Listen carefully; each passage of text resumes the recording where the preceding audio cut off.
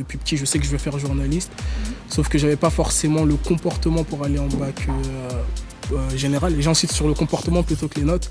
Donc on me l'a fait payer en m'envoyant en bac pro. Et l'année dernière, la même chose quand Timothée est entré à HEC, quoi. Bienvenue dans ce nouvel épisode de Jeune et Brillant spécial voix professionnelle. On est actuellement au Théâtre des Variétés pour la cérémonie des Pros d'Or 2025, un événement qui célèbre la voix professionnelle sous toutes ses formes. Aujourd'hui, je vous emmène à la rencontre des nommés de cette cérémonie. Alors on aura l'élève de l'année, l'établissement innovant, la personnalité inspirante de l'année, l'entreprise engagée, l'enseignant de l'année et enfin le contenu média de l'année. Alexandra, bienvenue sur Jeune et Brillant. Merci beaucoup d'être avec moi pour ce nouvel épisode. Est-ce que tu peux te présenter en quelques mots ? Bonjour à tous, moi c'est Alexandra Créchuc, je suis du lycée Georges Braque à Argenteuil et je suis de la région un peu parisienne, Okay. Comme ça, on dévoile pas plus. Ok, d'accord. Du coup, ce soir, tu es nommée élève de l'année à la cérémonie des Pros d'Or. Qu'est-ce qui t'a valu cette nomination ? Franchement, je sais pas vraiment parce que ma candidature, c'est ma professeure qui l'a déposée, c'est même pas moi, je savais vraiment pas. Ah ouais ? Je l'ai appris aujourd'hui au dernier moment et je sais pas comment j'ai été nommée, franchement, je peux pas vous dire plus sur cela. Et qu'est-ce que tu as ressenti quand tu l'as su aujourd'hui ? En vrai, un peu de joie parce que je pensais pas que ma professeure allait candidater. Je sais qu'on a une relation assez sympathique avec ma professeure, elle est très sympa, elle est super gentille et puis je savais vraiment pas qu'elle allait me mettre, mais ça m'a fait un gros plaisir et puis j'ai vraiment senti un peu de joie quand même au fond. Et tu fais quoi comme lycée professionnel ? Je suis en filière Agora, gestion administration, comptabilité, une filière professionnelle du coup, qui est basée vraiment sur gestion, administration, etc. Ça te plaît ? Franchement oui, c'était l'un de mes meilleurs choix. Je regretterai jamais. Ah ouais ? Oui. C'est toi qui as choisi du coup de faire cette filière ? Oui, petite anecdote, même si je peux dire, mes professeurs, quand j'étais en troisième, ils voulaient me mettre dans tout ce qui est lycée généraliste, donc ou technologique, ou général, mathématiques, etc. J'ai refusé catégoriquement parce que j'étais intéressée par tout ce qui est professionnel. Pourquoi on dévalorisait les voies professionnelles, je ne comprends pas. Et du coup, c'est ce qui m'a poussée à aller et chercher vraiment les réponses à mes questions. Génial. Et tu avais cette envie de faire un métier en choisissant cette voie ? Oui, alors moi je voulais devenir expert comptable, donc c'est beaucoup d'études. Mais j'ai choisi cette filière parce que j'ai compris que cette filière, ça raccourcissait les études et surtout les études qui ne servaient à rien. C'est pas que ça sert à rien, mais par exemple, si on va en général et qu'on fait toutes les matières, on est forcément obligé de faire toutes les matières et on s'oriente pas, on n'est pas spécialisé sur la matière qu'on veut précisément. Tu fais des stages ou tu es en apprentissage ? Là, pour l'instant, j'ai passé mon bac.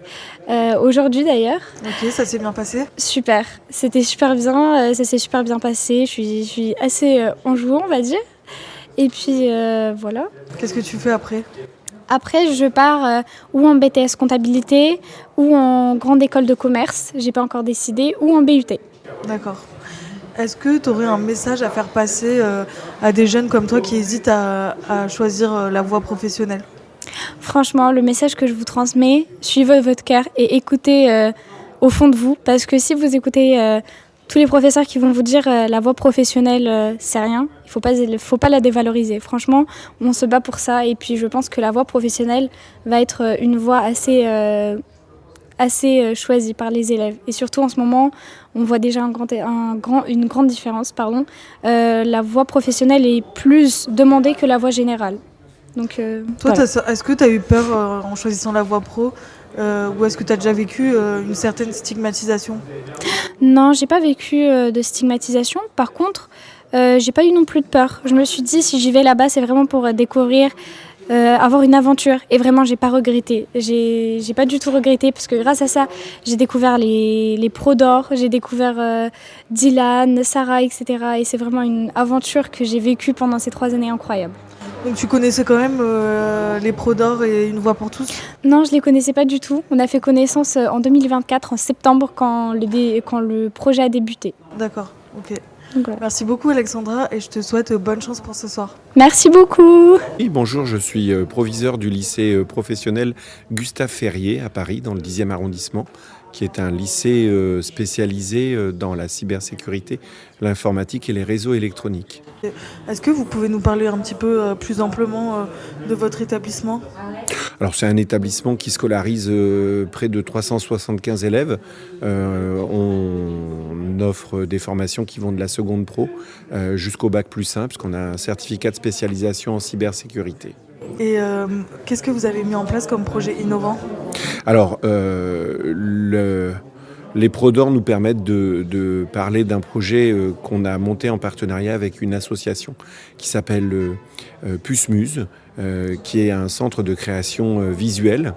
En fait, on a une des professeurs de lettres, histoire du lycée, qui a travaillé sur des poèmes avec des élèves tout au long de l'année, de classe de première bac pro. Et alors c'était sur le thème de l'amour, puisque la représentation du projet a eu lieu le jour de la Saint-Valentin au lycée. Et les élèves ont travaillé sur des poèmes classiques, type Paul Éluard. Et avec leur professeur d'électronique et l'association, ils les ont mis en son et en images. Donc quand ils récitent un poème, ou plutôt ils le lisent ou ils le disent, les mots se forment et prennent des formes particulières, des images et des couleurs. La voix est plus ou moins déformée, donc c'est vraiment comme de la musique électronique quasiment, à partir d'un texte classique. Voilà. Trop bien.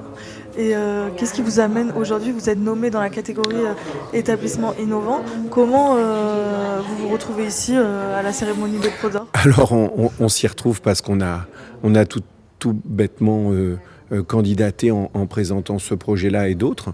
Il me semble que notre sélection montre en tout cas que ce projet-là a retenu l'attention du jury et qu'il doit être suffisamment original pour qu'on soit invité à cette soirée.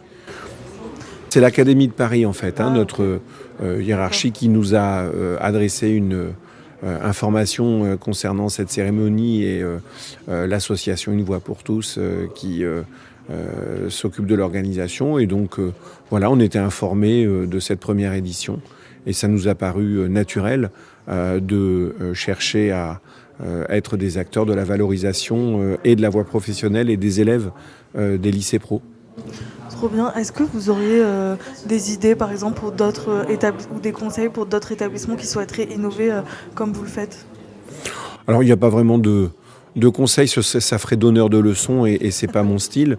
Non, je pense que c'est vraiment le terreau de la réussite, c'est la confiance en fait. C'est-à-dire que il suffit de faire confiance aux élèves, aux enseignants et à tous les personnels de l'établissement. Et quand on est dans un climat de confiance, généralement, on se sent assez libre pour pouvoir innover justement et prendre des risques ou faire autrement que comme on fait tout le temps.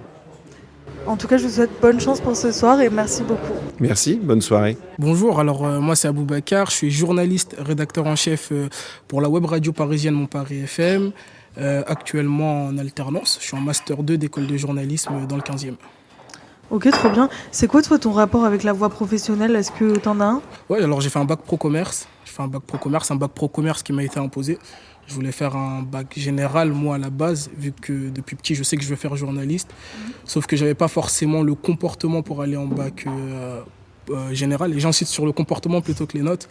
Donc, on me l'a fait payer en m'envoyant en bac pro sur la décision du jury quand il fallait voter, cocher bac pro général. Ma mère, elle a coché les 2 cases. Donc, au moment où je voulais faire appel pour me retrouver en voie générale, on m'a expliqué que c'était pas possible vu que mes parents avaient coché d'eux-mêmes la voie professionnelle. Et voilà comment je me retrouve à faire un bac pro. Ok, donc tu dirais que c'est une orientation subie, bien sûr ? C'est une orientation subie, oui. Ouais. Et on t'a pas laissé le choix, par exemple, de redoubler ta seconde ? Non. On m'a pas non, pas du tout, on m'a laissé aucun choix.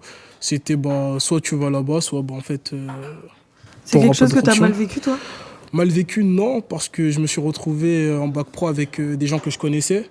Et je m'y étais déjà un peu préparé au cours de l'année. Je me connaissais, je savais que de par mon comportement, j'avais plus de chances de me retrouver en bac pro. Donc c'est pas quelque chose que j'ai mal vécu, ça m'a juste questionné sur mon avenir. Ok, et quand tu dis que tu avais un mauvais comportement, c'était quoi par exemple ? Bavardage, insolence. J'ai un un rapport à l'autorité très spécial. Je déteste l'autorité. J'aime pas qu'on me dise quoi faire, pourquoi le faire, quand le faire. J'aime pas qu'on m'explique les choses, enfin qu'on me dise les choses sans me les expliquer. Donc c'était un problème avec tous les profs. C'était compliqué l'école. Ah ouais, compliqué de fou à ce niveau-là, en tout cas pas au niveau des notes et du travail, mais à ce niveau-là, oui. Mais au final, tu te retrouves quand même en master, donc tu es resté sur les bancs de l'école. Tu as fait beaucoup d'alternance jusque-là? Là, c'est ma 3e année d'alternance. J'ai commencé l'alternance quand j'ai commencé l'école de journalisme en bachelor. Mais sinon, après le bac pro, j'ai fait une année de césure. J'ai arrêté, de toute façon, il n'y a aucun BTS qui voulait de moi, toujours le comportement. Ah ouais, on n'apprend pas de ses erreurs. Tu avais des bonnes notes? J'avais des bonnes notes, ouais, j'ai eu le bac à 13,60. Mais tu avais un très mauvais comportement? Ouais, le comportement. Bah, au bac, je crois, 2 mois avant le bac, je suis à ça d'être exclu définitivement. Et j'ai une discussion avec le proviseur qui m'explique que là, c'est trop. Et du coup, je me canalise et je finis bien l'année. Mais c'était déjà trop tard, les dossiers étaient déjà envoyés à Parcoursup. Et c'est ton envie de devenir journaliste qui t'a fait tenir quand même jusque-là? Il y a de ça, et il y a surtout la motivation des parents aussi qui sont derrière. Parce que moi, après mon année de césure, on me diagnostique un cancer. Donc j'arrête l'école, je suis en chimio pendant 1 an. Donc déjà ça me remet sur les bancs de l'école. Je vais en BTS, je fais un BTS NDRC. Et après le BTS NDRC, je trouve pas d'alternance pour une école de journalisme. Donc là, j'avais arrêté le rêve d'être journaliste. Mais il y avait ma mère à la maison, ouais, tu peux pas rester à la maison toute la journée, qui me mettait la pression, qui me redirige vers la mission locale. Et la mission locale me trouve ce stage à la radio. Et depuis, je suis à la radio. Je suis à la même radio depuis 3 ans. Mon Paris FM, c'est une web radio citoyenne dans le 13e arrondissement de Paris qui a été créée en 2016. Génial. Et qu'est-ce qui t'amène ce soir? Du coup, tu es nommé dans la catégorie personnalité inspirante. C'est un ami à moi qui m'a envoyé, la fiche des Pro d'Or et qui m'a expliqué qu'il trouve que mon profil irait bien dans cette catégorie-là. Donc j'ai rempli le truc de manière mécanique. Et me voilà là. Et ça t'a fait quoi du coup d'être nommé?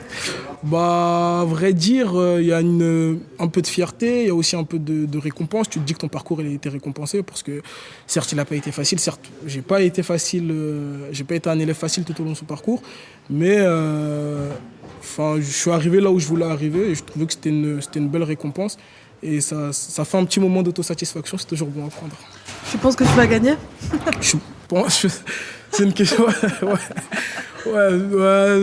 Je sais pas. Je sais pas qui sont les autres nommés. Et en vrai. Tu crois en toi quand même? Ouais, mais déjà être là, c'est une belle victoire. Et donc, on prend ce qu'il y a à prendre et voilà. En tout cas, je te souhaite bonne chance pour ce soir merci beaucoup. Et que le meilleur pour la suite. Merci beaucoup. Merci à vous aussi, à votre podcast. Merci. Bonjour, je suis Thibaut Crapard en première année de BTS MS option B. Et j'ai 17 ans et j'habite au Lila. Et je suis au lycée l'IACFI à Paris-Gambetta. Ok, et t'as 17 ans et t'es déjà en BTS? 18 ans, je suis bête. Du coup, t'as été nommé entreprise de l'année à la cérémonie des Pro d'Or. Est-ce que tu peux nous parler un petit peu de comment ça s'est passé pour toi?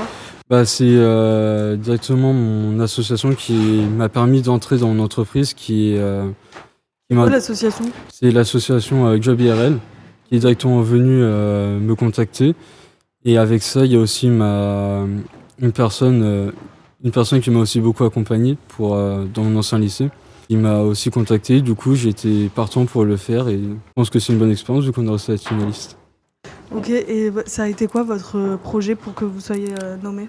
Nous avons fait une interview pour dire comme quoi, pour présenter plus ou moins et donner envie aussi aux jeunes de faire une BTS en alternance ou même une alternance tout court pour voir ce que ça peut donner en avantage et aussi les expériences qu'on peut obtenir. Ok, trop bien.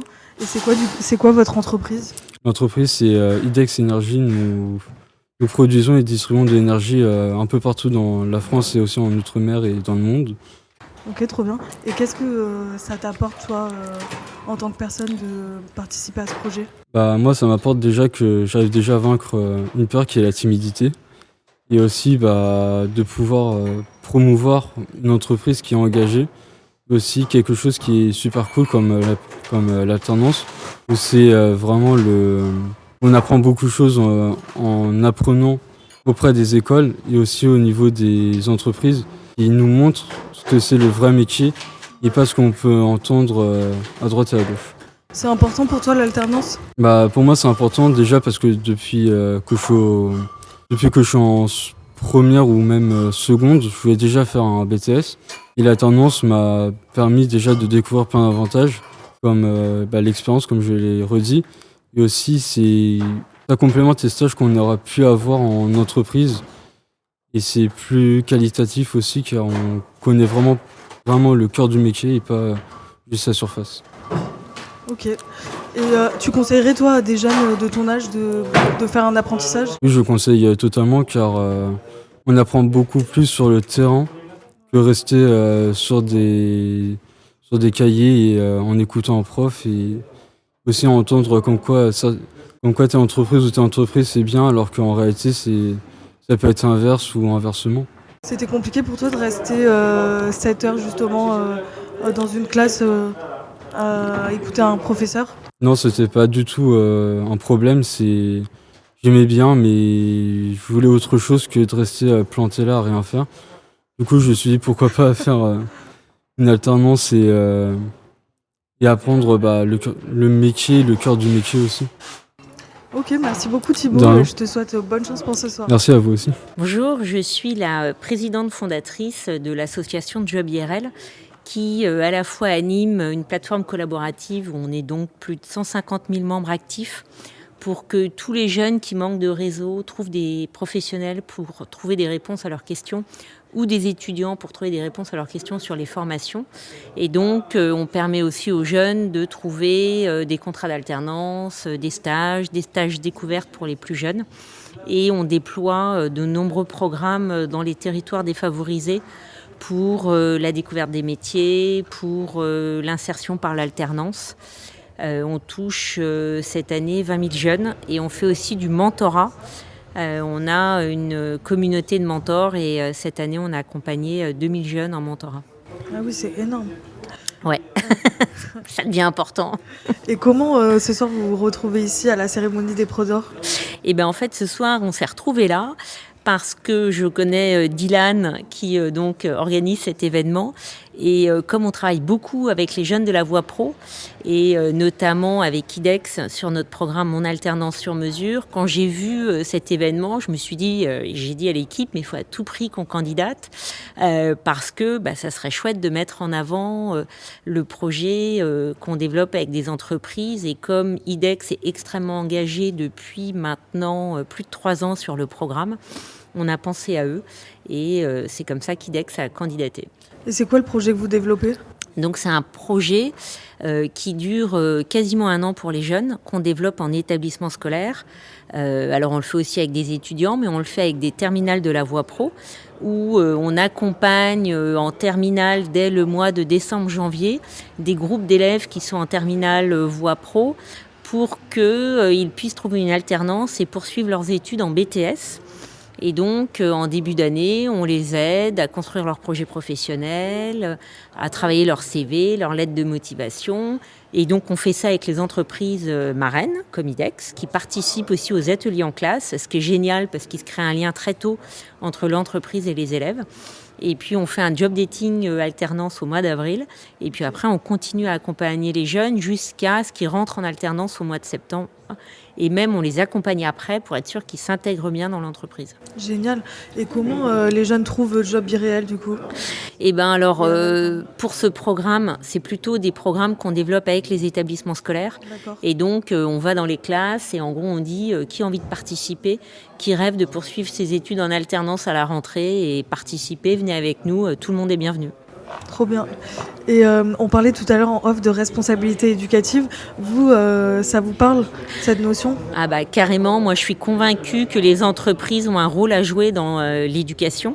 Alors notamment, surtout sur le volet découverte des métiers, code de l'entreprise qui parfois manque aux jeunes. Ouais. Et les vrais freins à l'insertion des jeunes aujourd'hui, c'est une méconnaissance des métiers et donc ils ne s'orientent pas toujours bien. Donc l'orientation est un pilier de base majeur.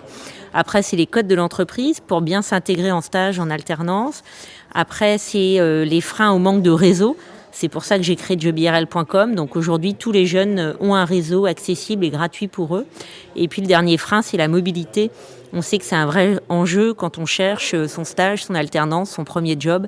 Et là aussi, on développe des ateliers pour expliquer aux jeunes comment ils peuvent être mobiles, comment ils peuvent trouver des solutions pour aussi oser aller un peu plus loin que leur quartier. Super, merci beaucoup Christelle. Merci. Oui, je m'appelle Arnaud Leboec et je suis enseignant en économie-gestion à Nantes, au lycée Les Bourdonnières. Ok, ça fait combien de temps que vous enseignez en lycée professionnel ? Alors ça fait un tout petit peu plus de 20 ans, je pense. Et ça a été pour vous une vocation ou un choix ? Ou plus, comment ça s'est passé pour vous ? Oui, ça a été un choix d'enseigner uniquement en lycée professionnel. Ok, et pourquoi ? Alors moi, je suis un élève issu de la voie professionnelle et j'ai pu reprendre confiance pendant ces quelques années passées en lycée professionnel après une scolarité très compliquée et un rapport avec l'école très compliqué également. Ok, c'est intéressant ça, le lycée professionnel vous a permis de reprendre confiance en vous ? Ouais, le lycée professionnel m'a permis de faire une petite pause et m'a permis également de changer le regard que je pouvais avoir sur les enseignants. Ok, vous aviez quel regard sur les enseignants ? Un regard très distant et malheureusement des fois un regard un petit peu je dirais sclérosant dans le sens où moi j'avais un peu de mal avec l'école, j'ai fait 2 collèges, j'étais pas concentré à l'école et j'avais d'autres préoccupations personnelles plus importantes et plus graves et j'avais des enseignants qui pendant le collège avaient tendance à me mettre assez rapidement dans des cases en fait, voilà. Et en lycée professionnel, j'ai rencontré quelques enseignants avec qui j'avais justement un peu moins de distance, quoi. Ok, Voilà. donc ça vous a permis de vous rapprocher de l'école en quelque sorte ? Ouais, ça m'a permis de me rapprocher de l'école et ça m'a permis de me rendre compte que j'étais pas si mauvais. Voilà. Ok, et ça, vous en tant que professeur, du coup, c'est quoi votre approche pédagogique ? Alors moi, je pense pas que j'ai pas d'approche pédagogique. En tout cas, j'essaye de pas trop intellectualiser mon approche. Mais je me dis que je tente d'être à l'écoute de mes élèves et de leur donner... de pas leur fixer de barrières, de leur dire qu'il y a plein de choses qui sont possibles et de leur présenter la palette des études qui sont possibles après le lycée professionnel. Voilà, c'est ça. Et ce soir, vous êtes nommé du coup dans la catégorie enseignant de l'année. Qu'est-ce qui vous a amené jusqu'ici ? Alors, j'ai entendu parler de l'association Une Voix pour tous depuis environ 2 ans. Je travaille déjà pour une cordée de la réussite qui s'appelle Brio, qui se trouve à Nantes. Et ça fait déjà quelques années que j'ai à cœur en fait de pousser mes élèves à faire des études supérieures. Et on a eu quelques chouettes résultats depuis quelques dernières années. J'ai un élève qui s'appelle Nicolas Duparc, qui a intégré une école de management à Nantes qui s'appelle Audencia. Et puis l'année dernière, on a eu les 2 premiers élèves de Bac Pro à intégrer HEC. Donc forcément, je me dis, on ouvre une voie, il faut continuer. J'ai entendu parler de cette association sur Paris. Je me suis dit, qu'est-ce que je peux faire moi sur Nantes ? Et puis j'ai eu un échange téléphonique avec Dylan, on a un petit peu échangé, j'ai vu qu'il y avait un concours. L'idée c'était d'abord de candidater pour un de mes élèves, pour Timothée, dans la catégorie personnalité inspirante. Mais il n'est pas au courant, mais j'ai candidaté pour lui, mais il n'a pas été retenu. Et puis au final je me suis dit voilà, c'est ça, voilà, au final c'est moi, voilà. Ok, Voilà. et est-ce que vous avez une petite anecdote à nous raconter avec un élève qui vous a marqué durant votre carrière d'enseignant ? Bah oui, je pense que la première anecdote, c'est le premier élève en fait qui me fait confiance et qui me dit moi j'ai envie de poursuivre mes études, mais j'ai pas forcément envie de faire seulement un BTS, et donc je lui propose de faire une prépa réservée au lycée professionnel qui se trouve à Niort. Je lui propose ça, mais j'avoue que ça me dépasse. Même moi, à sa place, j'y serais pas allé. Je trouve ça incroyable. Et puis, j'ai assez peur, mais voilà. Et puis, je sais pas, il me dit ok, on y va, banco. Et puis, il rentre dans cette prépa, ça marche très fort. Et puis, il réussit le concours d'entrée dans les grandes écoles. Et puis, il m'appelle fin d'été, je crois, pour me dire qu'il est pris à Audencia. Donc, ouais, j'étais très content, je suis en pleurs. Et puis, l'année dernière, la même chose quand Timothée est rentré à HEC, quoi. Les deux élèves se connaissaient pas, mais Timothée m'avait dit, moi, je ferais mieux que Nicolas. Enfin, il y avait un petit challenge. Je ferais mieux qu'Audencia. Et j'y croyais pas. Et ça m'a dépassé. C'est génial. Et comment, dernière question, comment vous voyez la voie professionnelle pour les prochaines années ? Aujourd'hui, je la vois avec énormément de positivité. Je me dis que en ouvrant des parcours comme ça, ambitieux, forcément, on va pouvoir permettre à d'autres élèves de réaliser des parcours comme ça. La semaine dernière, j'ai eu un échange avec un élève de première dont je m'occupe lors d'une cordée de la réussite, qui m'a parlé de ça, qui m'a dit qu'il lui souhaitait faire des grandes études, pourquoi pas une grande école, et il me dit je crois qu'il y a des élèves qui ont réussi. Donc il me dit j'en ai entendu parler. Donc je me dis que maintenant ça va peut-être être un peu plus possible pour les autres, quoi. Voilà. Trop bien, merci beaucoup. Merci. Merci d'avoir écouté Jeune et Brillant. Pour ne rien manquer de nos actus, suivez-nous sur nos réseaux sociaux @verslhaut et sur notre site internet verslhaut.org. Bye.